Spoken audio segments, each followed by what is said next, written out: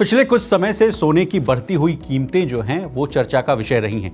कहा जाता है कि सोने ने बम्पर रिटर्न दिया है। अब इसी बात को आंकड़ों से समझिए। देखिए, साल 2025 में सोने ने निवेशकों को 60% से ज्यादा का रिटर्न दिया है। वहीं शेयर बाजार में भी तेजी देखी जा रही है और रियल एस्टेट सेक्टर जो है उसने भी कोविड के बाद से लंबी छलांग लगाई है। लेकिन सबसे बड़ा सवाल यह है कि पिछले 20 सालों में यानी 2 दशकों में किस निवेश ने यानी किस इन्वेस्टमेंट ने इन्वेस्टर्स को सबसे ज्यादा अमीर बनाया है। सवाल ये उठता है, सोना, शेयर या प्रॉपर्टी। आइए इसी बात को आंकड़ों से समझते हैं।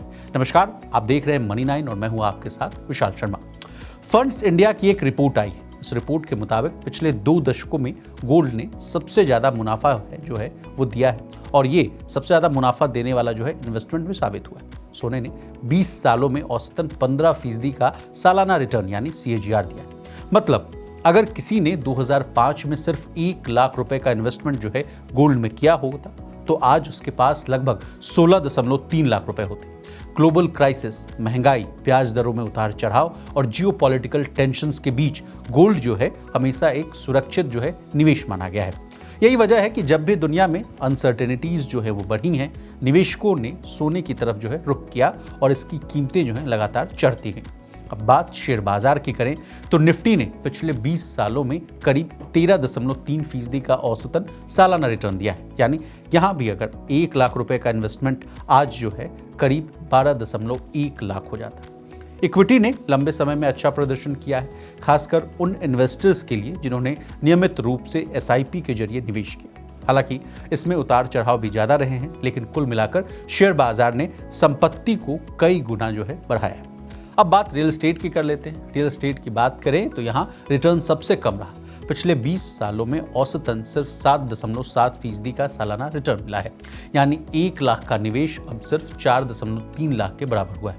शुरुआती वर्षों में प्रॉपर्टी की कीमतें तेजी से बढ़ी, लेकिन पिछले कुछ सालों में बाजार जो है स्थिर हो गया, जिससे औसत जो रिटर्न है वो गिर चुका है। स्पष्ट है कि तुलना में सोने ने इक्विटी और रियल एस्टेट दोनों को पीछे छोड़ दिया है। सोना पिछले 20 सालों में सबसे ज्यादा रिटर्न देने वाला एसेट बना। अगर हम पिछले 10 और 15 सालों का डेटा देखें तो वहां भी कहानी लगभग वही है। पिछले 10 सालों में सोने का रिटर्न 16.6%, पिछले 15 सालों में 12.4% CAGR जो है रहा है। वहीं निफ्टी ने इन अवधियों में क्रमशः जो है आपको डेटा वाइज मैं आपको बता रहा हूँ 13.3% और 11.2% का रिटर्न दिया है।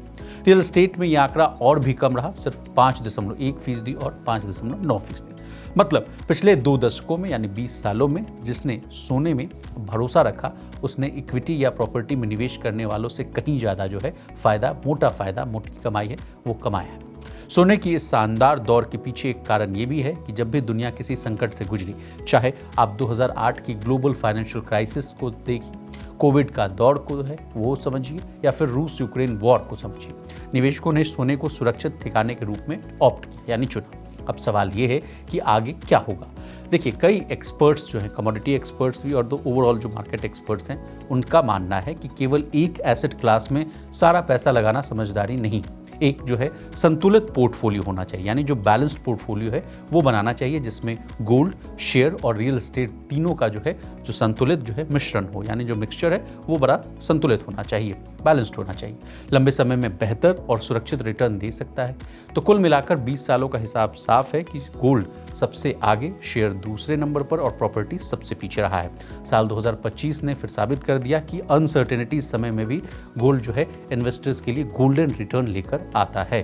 तो अब शो को वाइंड अप करते हैं, इस कहानी को वाइंड अप करते हैं। तो 20 साल का हिसाब जैसा आपको साफ कर दिया कि सोना चमका है, शेयर बढ़ा है, प्रॉपर्टी पीछे रह गई है। अब फैसला जो है वो आपको लेना है। तो आपका क्या गोल्डन कदम होगा और वो कौन सा कदम होगा, ये प्लीज़ हमें कमेंट सेक्शन में लिखकर जरूर बताइए।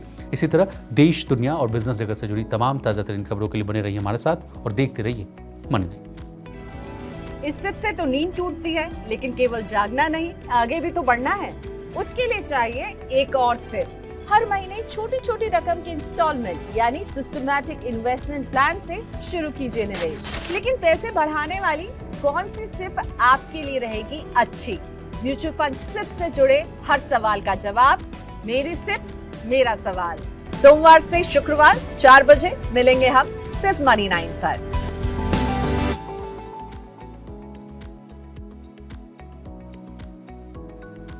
मनी 9 लाया है मेंबरशिप प्रोग्राम मनी 9 प्राइम। अब आपके दिमाग में कई सारे सवाल होंगे, मसलन आखिर क्या है ये मनी 9 प्राइम, आपके लिए यानी दर्शकों के लिए इसके क्या फ़ायदे हैं, और एक बड़ा सवाल ये कि मनी 9 प्राइम से आखिर जुड़ना कैसे है। तो इसकी पूरी जानकारी हम आपको देने जा रहे हैं। मनी 9 प्राइम में 3 प्लान होंगे, इकोनॉमी, स्टैंडर्ड और वीआईपी। तो फटाफट ज्वाइन कीजिए YouTube पर मनी 9 प्राइम। ज्वाइन करने के लिए मनी 9 के YouTube पेज पर जाइए, होम पेज पर मिलेगा ज्वाइन बटन, इसे क्लिक करें, अपनी पसंद का प्लान चुनें और बस हो गया, अब आप रहेंगे सबसे आगे।